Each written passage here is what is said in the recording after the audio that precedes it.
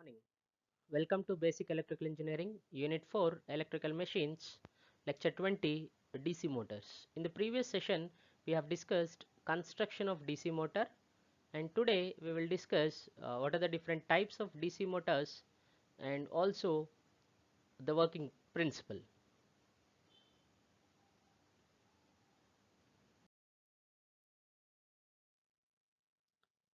As we have discussed, the syllabus of Unit 4 can be classified into can be categorized under four different types of machines: three-phase induction machines, single-phase induction motor, DC motor, and synchronous generator. Just a recap of the previous session. Today's topic is DC motor and types and working.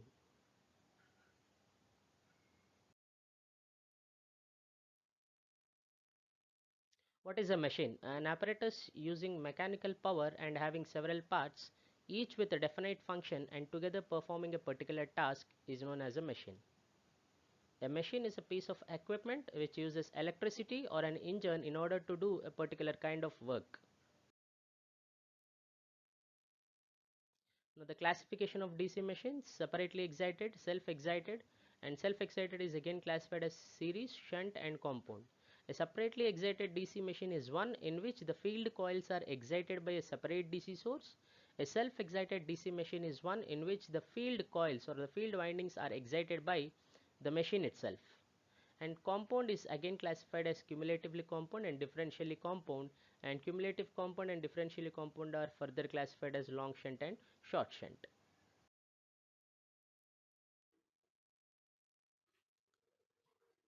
Now, separately excited DC machine. Generally, a DC motor represented by a circle with plus and minus symbol, and these small rectangle shape represents the brushes, and this is said to be a motor with armature. This circle is a motor with armature, and these two are the brushes. So this armature is connected to some load, and we will represent the field winding of the motor by a separate winding, field winding, because it's in the shape of an inductor nerve. So this is excited by a DC source. So you have to remember this circle with these brushes, and it has to be connected to something else, and this circle has in it armature. So armature winding are not represented always, but armature is represented in the motor is represented with a circle, and field winding is always represented separately, and it is separately excited DC motor because the field winding is excited by the separated DC source here. So in this type of motor, field winding is excited by a separate DC source. The armature winding and field winding are electrically separate from each other. Armature winding and field winding are separate from each other.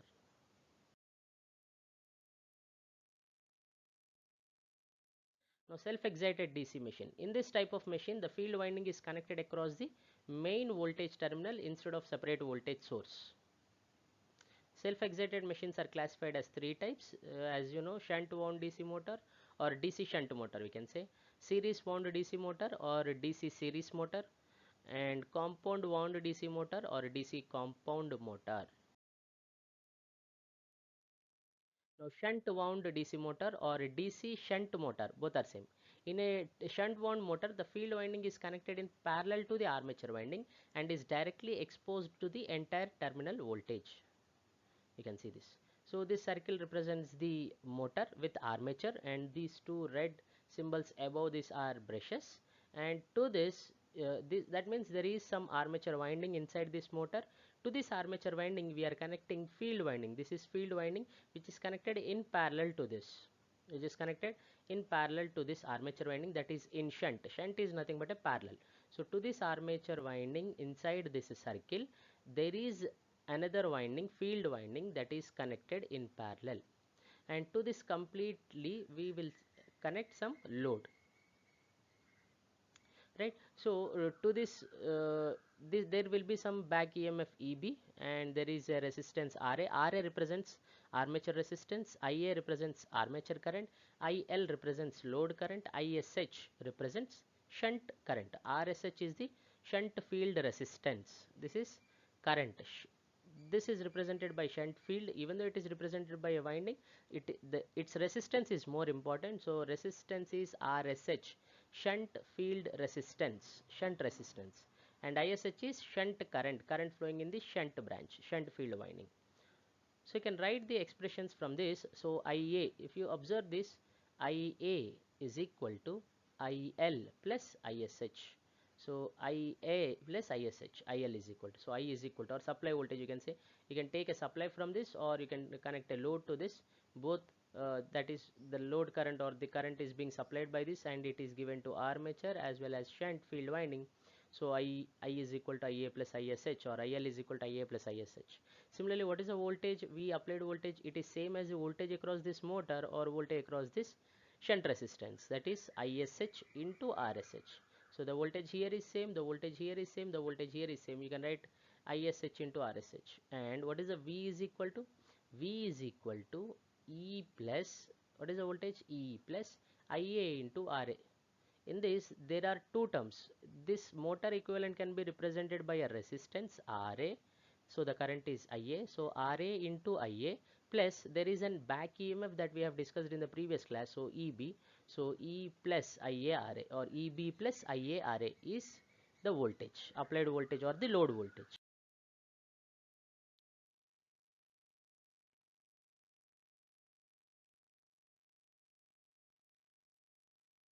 Now series wound motor or DC series motor. In a DC, in a series wound motor, the armature current is connected in series with the field winding. That means armature is in series. Previous case it was in parallel. The series wound motor has high torque and can work fine with high and low power drives and variable and fixed speed electric drives. This is advantage of series motor, which is very widely used motor. Due to its simple construction and working mechanism, it is used in applications like electric traction, electric footing, cranes, lifts, air compressors, etc. So as you can see, this is armature winding. As you know, motor is represented by a circle and there is some armature winding RA, and there is also back EMF EB. In series to this, the field winding RS, field winding is connected. In this case, field winding is represented by RSC. Because it is in series, we will represent it as RSC, and because in previous case it was in parallel, we have represented as shunt RSH. So here it is RSC. If we take the current flowing through this as ISC and current flowing through this armature as IA, both IA and ISC both are same, and the supply voltage or line current is equal to IL is equal to ISC is equal to IA. All are same. So I is equal to ISC is equal to IA, and voltage V is equal to, voltage at this point between these 2 points, that is voltage across this plus voltage across RA plus EB. So EB plus IARA plus ISC RSC. So E plus IARA plus ISC RSC. I is same, so I into RA plus RSC. This is the expression for voltage of series wound DC motor.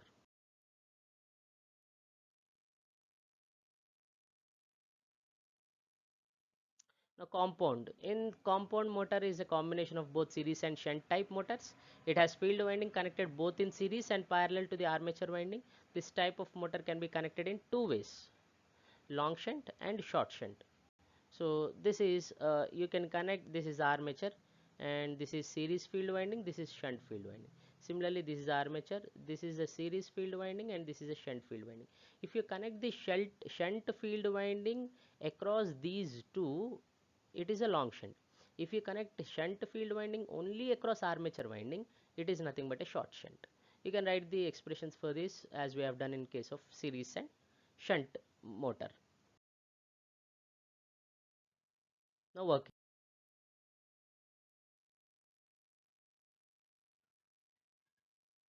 Now principle of DC motor.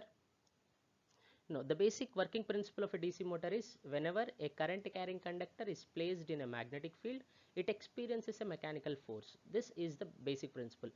That means if you have a magnetic field and if you place a current carrying conductor in it, it experiences some force. The direction of this force is given by Fleming's left hand rule and its magnitude is given by F is equal to BIL. So this is the Fleming's left hand rule. As I have discussed in the previous class, your forefinger indicates magnetic field, your middle finger indicates current, and if your thumb indicates the direction of force. So Fleming's left hand rule, if we stretch the first, second and thumb of our left hand to perpendicular to each other, and the direction of magnetic field is represented by the first finger, uh, that is the forefinger. The direction of current is represented by the second finger, middle finger. Then the thumb represents the direction of the force experienced by the current carrying conductor. This is Fleming's left hand rule. Now working. Now consider that the armature has only one coil, because the armature has many windings in it. Practically it is impossible to understand the working principle, so we are only considering there is one coil, there is one winding like this, there is one conductor, one coil which is placed between the magnetic field. This is the magnetic field, this is the south pole, this is the north pole. When the DC supply is given to the armature coil, the current starts flowing through it. As you know, when you give the supply to armature, current flows. This current develops their own field around the coil. This will develop its own field around the coil. Every current carrying conductor has its own flux, right? A current carrying conductor has flux around it, so that is what it sets up. By the interaction of the fields, see, there is already a field set up by these magnets, and now there is a field that is set up by this conductor. So by the interaction of these fields produced by the coil and the magnet, resultant field develops across the conductor. So there will be a resultant field that tends to regain its original position, that is in the axis of main field. So it tries to align itself in the main field. The field exerts the force at the end of the conductor, and thus coil starts rotating. Because there is some interaction between these two, and if this tries to align in the direction of the field, and because the field exerts a force at the conductor end, it starts rotating.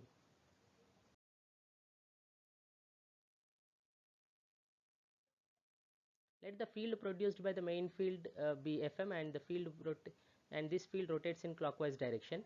When the current flows in the coil, they produce their own magnetic field, say Fr. The field Fr tries to come in the direction of the main field, thereby torque on the armature is created.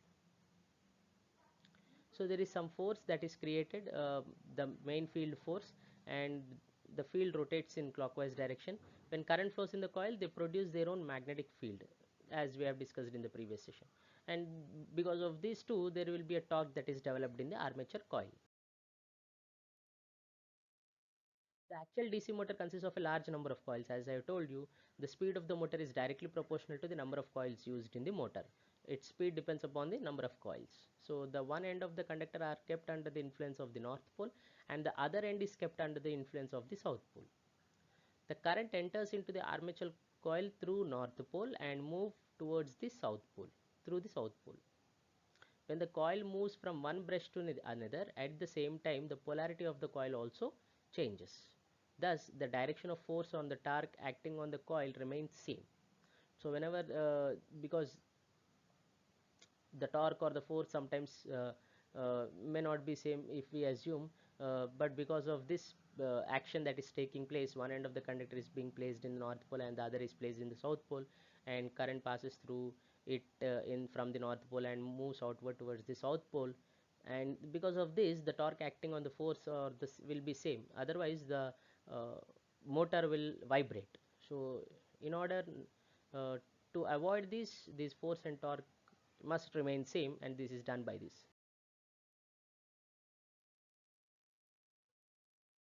So the torque induced in the coil becomes zero when the armature coil is perpendicular to the main field.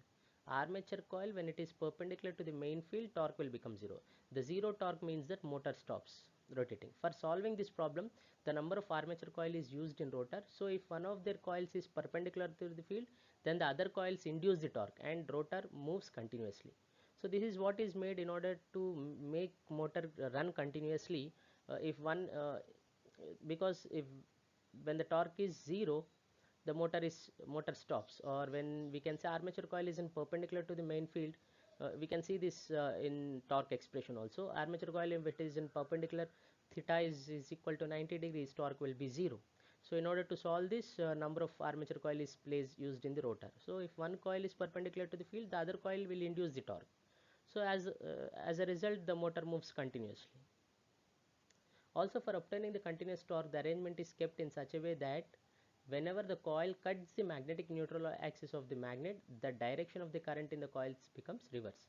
This can be done with the help of the commutator. You can do this direction of reversal of current in commutator in coils with the use of the commutator. So this is perpendicular. As you can see, both are perpendicular to each other. Force. For clear understanding the principle of DC motor, we have to determine the magnitude of force by considering the diagram. So the Lorentz force equation, this diagram, the Lorentz force equation dF is equal to dq into V into V bar. This will get it from the electromagnetic basics, and that is the cross product of dq and V and magnetic field. So dF is equal to dq into dl into B, but V is equal to dl by dt. So dq into dl by dt into B. So or dF is equal to, you can say dq by dt is I. So ideal cross B bar. So F is equal to, because this is df, this is dl, if we integrate it, F is equal to ILB or IL cross B. A cross B is AB sin theta. So ILB sin theta. So F is equal to BIL sin theta. This is the expression that you have already studied in your +2, which is the force expression of a DC motor. What is the principle of a DC motor? Whenever a current carrying conductor is placed in a magnetic field, it experiences some force. So, and we are trying to derive the expression for that force, and this is the expression for force, newtons. Now torque. No. If we take the current in the left hand side of the armature conductor to be I, and current at the right side of the armature conductor to be minus I, because they are flowing in opposite direction to each other, then the force on left side armature conductor is equal to BIL sin theta sin 90 is BIL. Similarly, force on the right side conductor is B minus IL sin 90 is minus BL. We can see that at this position, force on either side is equal in magnitude but opposite in direction. Since two conductors are separated by some distance or width, the two opposite forces produce a rotational force or a torque that results in the rotation of the armature conductor. So this is how the armature the torque is developed in the conductor. If you take the force, what is torque? Torque is a twisting force, or the equal and opposite forces, if they are applied on both ends, it will develop a torque. So this is how you can understand BIL and minus BIL. This BIL is in one direction left side and minus BIL is in right side. So as a result, a torque is developed in the motor.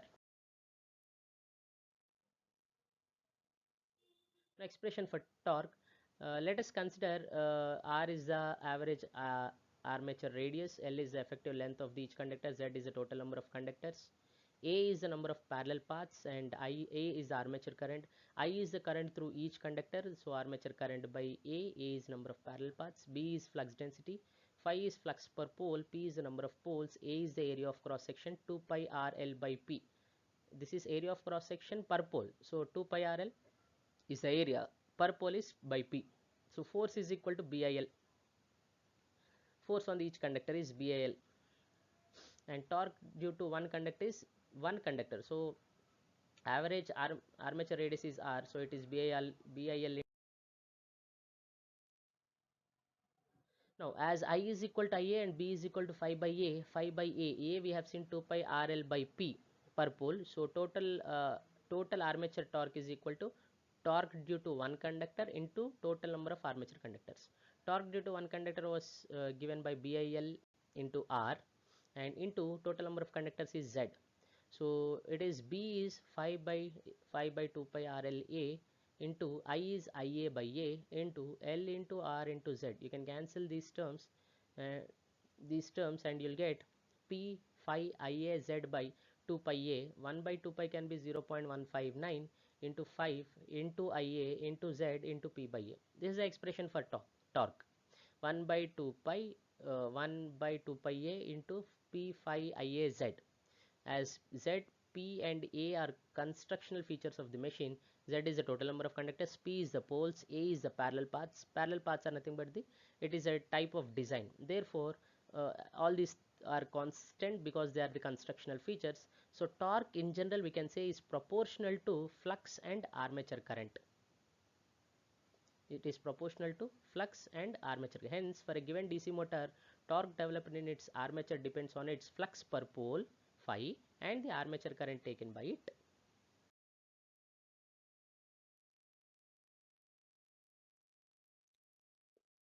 The applications include DC motors are used in waving machines and spinning machines. Shunt wound motors are used in lathe machines and centrifuges. They are also used in lifts, fans, blowers. Compound excited motors are used in presses, electric shovels, conveyors, and rolling mills. Permanent magnet motors are widely used in automobiles in functioning of windshield wipers and washers, in blowers for air conditioners and heaters, and to operate windows. They are used in computer or laptop drives. They are also a part of cranes and compressors. They are used in food mixers, vacuum cleaners, electric toothbrush, and toys. Now, what are the advantages and disadvantages of DC motor? DC motors have their own significant advantages over the AC motor, and some of them are listed below. It allows a wide range of controlling the speed of the rated speed in DC shunt motor by using armature control method. This technique is used in paper mills where fine speed applications are used. So controlling is very easy. Speed control is very easy in DC shunt motor. DC series motor have high starting torque, which is used for driving heavy loads in the starting conditions such as electric trains and cranes. So series motors, because of their high torque, they are used in electric trains and cranes. It can maintain a constant motor shaft torque over a given speed range. It has a lesser reactive power consumption than AC motors. So what are the disadvantages of DC motors? There are also some disadvantages which are listed below. The initial setup of the motor is higher than AC motors. Commutator and brush gear present in this motor increase the operational and maintenance cost. They cannot be employed in an explosive environment as there is a risk of burn or uh, damage to the brush gears.